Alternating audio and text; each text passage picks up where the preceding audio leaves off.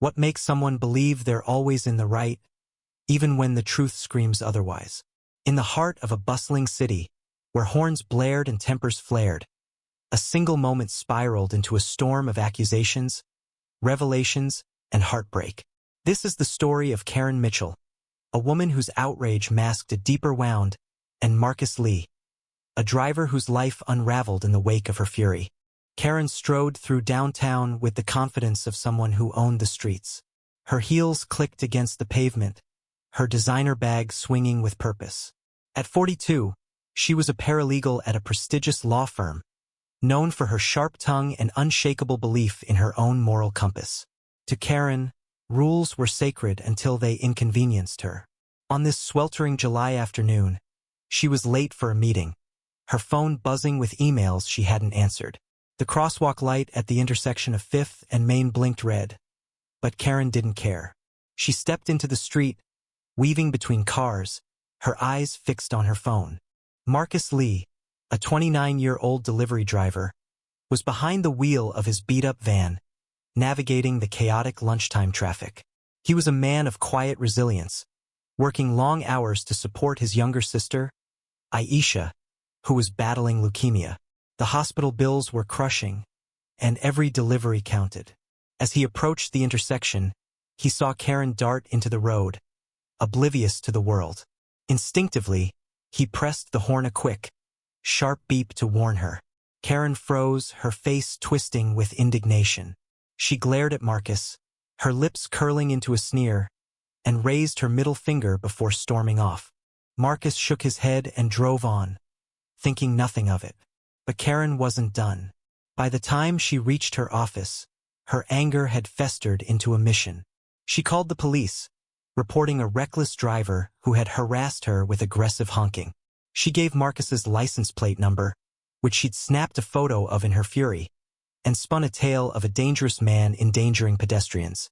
The officer on the phone promised to look into it. Karen hung up, satisfied, her sense of justice restored. Across town, Marcus was finishing his deliveries when 2 police officers pulled him over.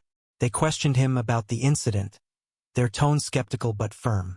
Marcus explained he'd only honked to prevent an accident, but the officers weren't convinced. Karen's complaint carried weight, painted him as a menace. They issued him a citation for disorderly conduct and warned him that further investigation could lead to more serious charges. Marcus's heart sank. A fine was the last thing he could afford, and any mark on his record could cost him his job. The next day, the story took a turn no one expected. A street camera at the intersection had captured the entire scene. The footage, uploaded to a local news site after a tip from an anonymous witness, went viral. It showed Karen jaywalking mid-intersection, her head buried in her phone, ignoring the red light and the oncoming traffic. Marcus's honk was brief, a reflex to protect her. The internet exploded. Comments poured in, branding Karen a Karen, in the truest sense entitled, vindictive, and blind to her own faults. Memes spread, mocking her outrage, while others praised Marcus as an innocent man caught in her crosshairs. Karen's world began to crumble.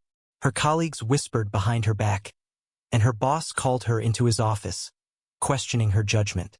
The public shaming was relentless, but Karen refused to back down. She doubled down on social media, claiming the footage was manipulated, that she'd been the victim of a targeted attack. Her posts only fueled the fire, drawing more scrutiny. Yet beneath her defiance, a quiet doubt gnawed at her. Had she been wrong? Enter Lila Gwynn, a barista at a nearby cafe who'd witnessed the incident from the sidewalk.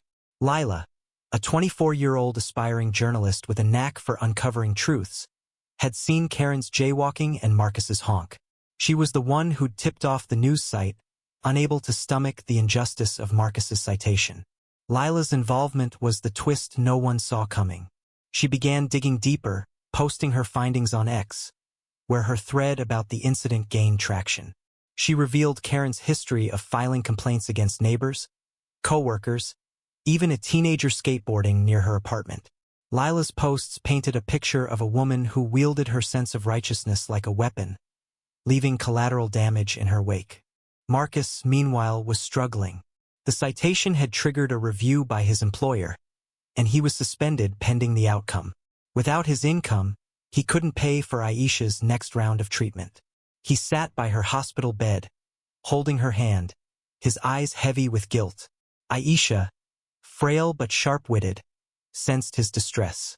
"You didn't do anything wrong," she whispered. "Why do people lie like that?"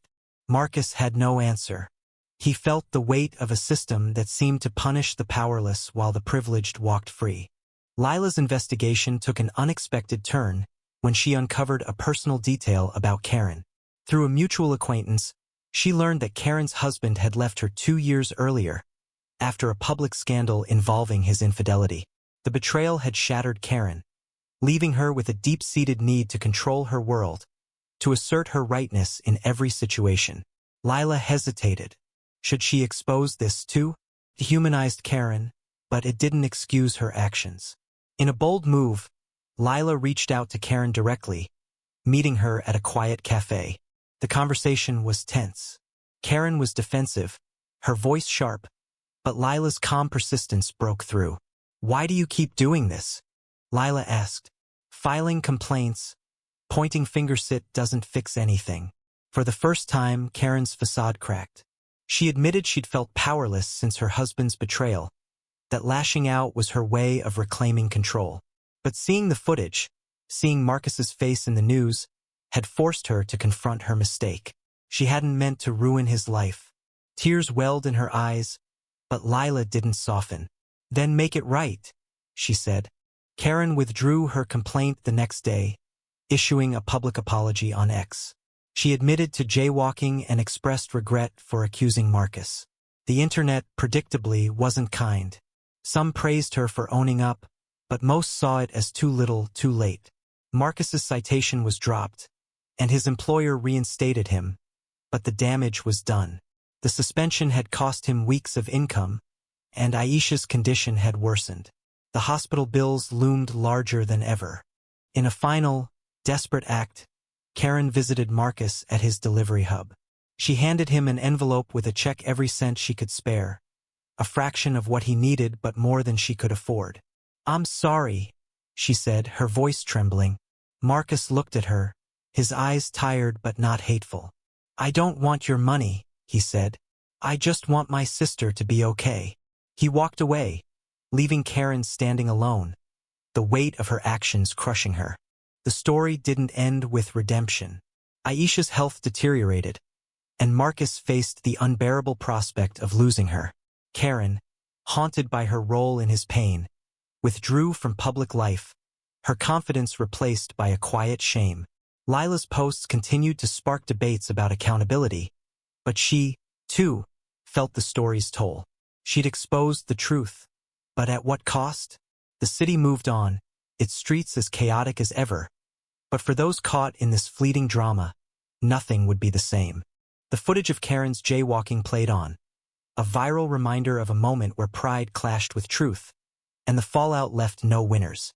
Marcus drove his van through the same intersection every day, the honk of that afternoon echoing in his mind.